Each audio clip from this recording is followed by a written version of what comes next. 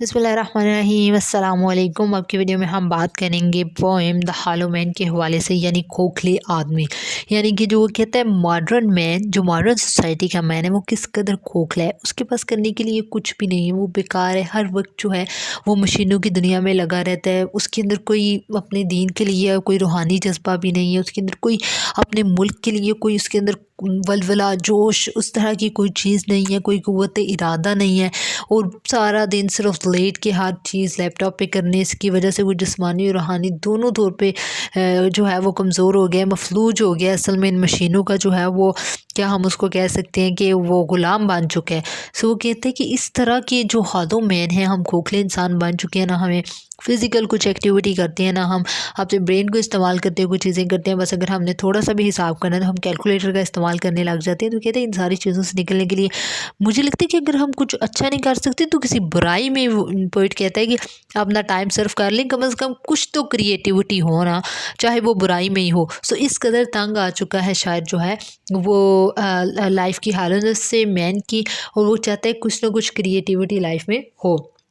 शुरू करते हैं हम इसके टेक्स्ट के हवाले से।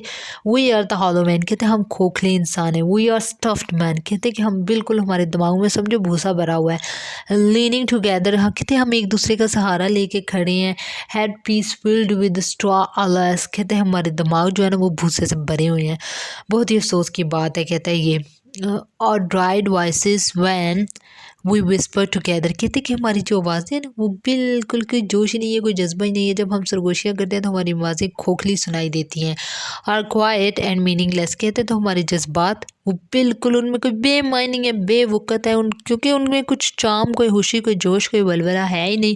बिल्कुल ड्राई है वो। As wind in dry grass, कहते हैं कि जैसे खुश्क घास पर हवा चलती है ना। On rats feed over broken glass, कहते हैं ये किसी टूटे हुए शीशे पर जो चूहों के पाँव पड़े। इट्स इन और ड्राई कैलर, कहते हैं कि ये बिल्कुल इसी तरह हम हमारे खाली तहखाने में, कहते हैं कि इस तरह हमारी आवाज़, हमारे जज्बात, हमारे एहसासात जो है वो किसी भी जोश और जज्बे से आ रही हैं, जैसे कि किसी टूटे हुए शीशे पर चूहों के पाँव पड़ते हैं, या फिर जिस तरह खुश्क घास पर हवा चलती है।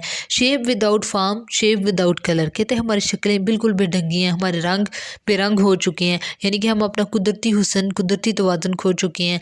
Paralysed force, gesture without motion, कहते हैं कि हमारी ताकत मफलूज हो चुकी है, हमारे इशारे जो है वो बेहरकत हो चुके हैं। तो ये सारी चीज़ें इस चीज़ को भी रिप्रेजेंट करने की कोशिश कर रहा है कि हमारी लाइफ में जो है वो कुछ भी प्रोडक्टिव नहीं रहा, हर चीज़ जो है वो डिस्ट्रक्शन की तरफ जा रही है।